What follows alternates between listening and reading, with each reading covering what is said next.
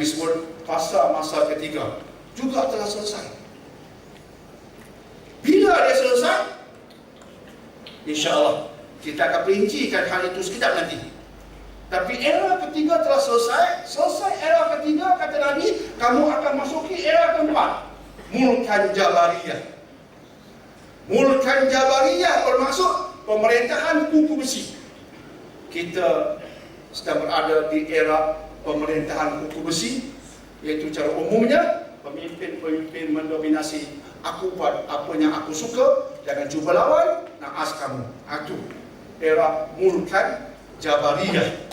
Di era inilah lahirnya UN, lahirnya konsep veto, kuasa besar.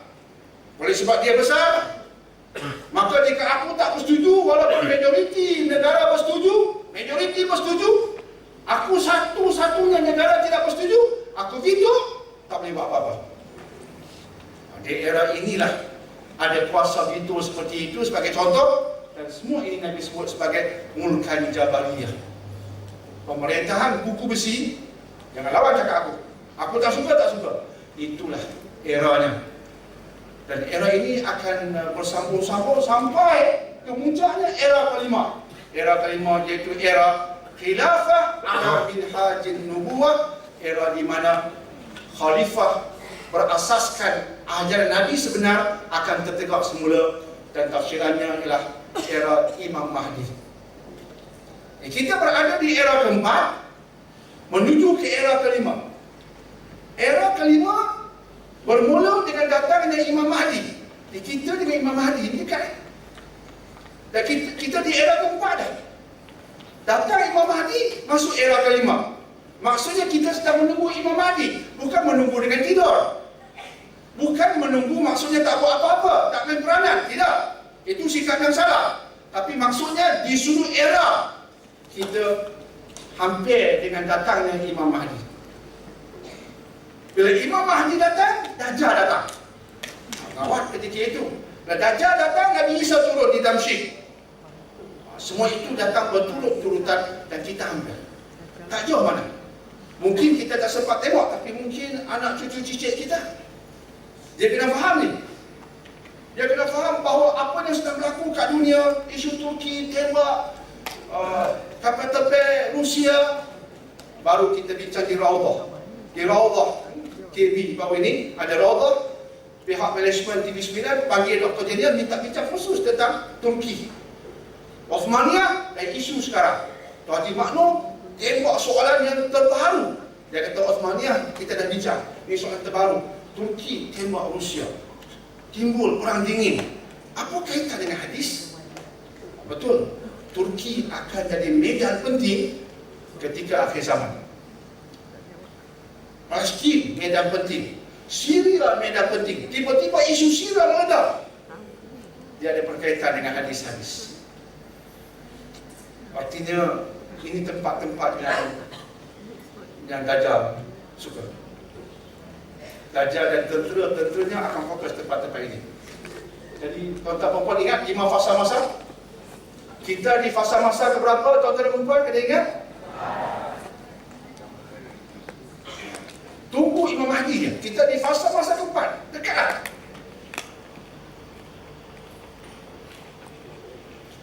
Fasa masa ketiga berakhir dengan ini. Apa dia ini? Jatuhnya Empire Ottoman. Fasa masa ketiga berakhir dengan ini. Empire Islam hancur 100%, tak wujud lagi Empire Islam. Dan Empire terakhir, Empire Ottoman. Empire Ottoman menarik sebab dia bukan empire dikuasai orang Arab. Untuk menampakkan bahawa Islam akhirnya akan berkembang, bermula dengan Arab, betul. Ansar Muhajirin Arab, betul. Tapi akhirnya umat Islam yang akan mendominasi ialah bukan Arab, dan Turki bukan Arab. Empire-nya berkembang lebih daripada 600 tahun. Di era ini berlaku satu episod yang berkaitan sabda Nabi, iaitu kota Konstantinopel akan dapat dikuasai oleh seorang raja yang merupakan raja terbaik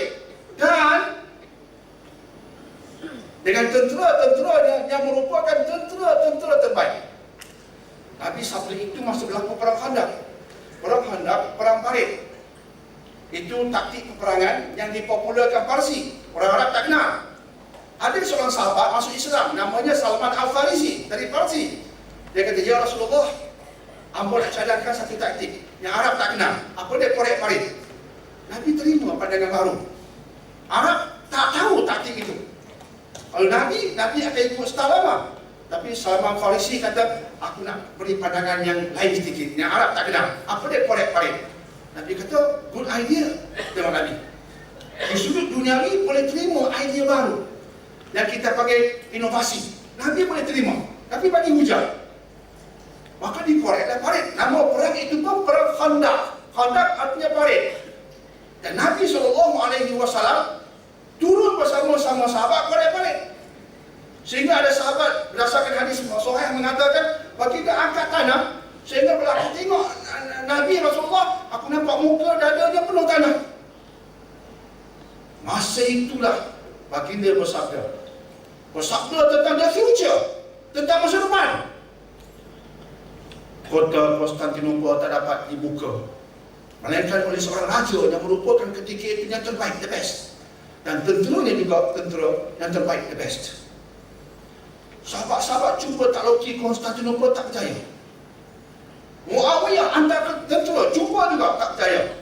Sampai akhirnya ada sahabat meninggal di Turki. Siapa dia? Abu Ayyub Al-Ansari. Siapa ziarah Turki, jangan lupa ziarah Abu Ayyub, pusara ataupun makam Abu Ayyub Al-Ansari.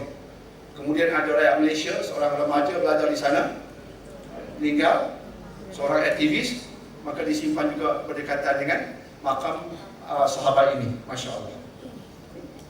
Ada kan cerita yang kita masuk TV dan cerita tentangnya? Itu. Siapakah raja yang terbaik itu? Raja Muhammad Al-Fatih. Raja yang terbaik. Itu tajuk lain pula. Bagaimana dia raja yang terbaik? Tapi yang saya fokus kat TV dua benda. Terhasil raja terbaik sebab pertama, sistem pendidikannya yang dipelopori oleh Tok Guru Muhammad Al-Fatih, Syekh Samsuddin. Saya duk rasa Syekh Samsuddin ni ulama biasa. Ajar Quran, baca Fajr, masuk Ramadan, tuan-tuan ingat dia rukun Ramadan, rukun puasa ada dua. Niat bagi betul. Di waktu siang jauhi benda-benda yang membatalkan puasa, insya-Allah. Niatnya awaitu sauma wadin. Jika mu'alaf tak salah sebut awaitu sauma ladin sebab tak fasih makhrajnya. So diingat Syekh Samsuddin otaknya begitu, hanya fiqh nanti. Rupanya saya silap. Dan nak masuk TV, saya kena buat research. Kemudian ada seorang sahabat saya baru balik Turki, dan dia dihadiahkan dengan sebuah buku oleh The Ottoman Empire Gallery. Diberikan sebuah buku tentang catatan penting tentang Empire Ottoman.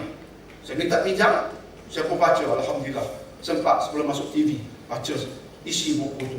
Rupanya Syekh Samsuddin ini agama dia hebat, tapi dia juga pakar matematik. Dia juga faham ilmu perubatan. Dia gabungkan ilmu itu, dia didik Muhammad Al-Fatih. Sehingga Muhammad Al-Fatih hebat agama, serentak dia kuasai sains, serentak otaknya kritikal sebab Tok Guru. Sebab tu maaf cakap Tok Guru ni penting. Mahat Tahfiz, itu kira pusat Tok Guru. Jika di Mahat Tahfiz, contoh Mahat Tahfiz kita, penekanannya sekadar hafaz Quran, tak kata ikut hafaz dulu Al-Hafiz. Kita pun tanya, wahai Al-Hafiz, adakah pada ketika yang sama kamu juga Al-Faham? Dan tidak. Saya cuma Al-Hafiz, Al-Faham bukan saya. Habis siapa Al-Faham? Itu sekolah lain. Itu sekolah lain Al-Faham, saya Al-Hafiz. Sebab Tok Guru dia cuma Al-Hafiz. Tapi alhamdulillah, yang ditanya lupa, dia nak menghasilkan Al-Hafiz dan juga Al-Faham. Maka terhasillah Al-Hafiz dan juga Al-Faham. Tadi saya pergi ceramah pagi tadi, pergi Mahat tersayang. Belum saya ceramah, mereka bawa persembahan depan saya. Wow, nasyid biasalah. Okey, biasa itu.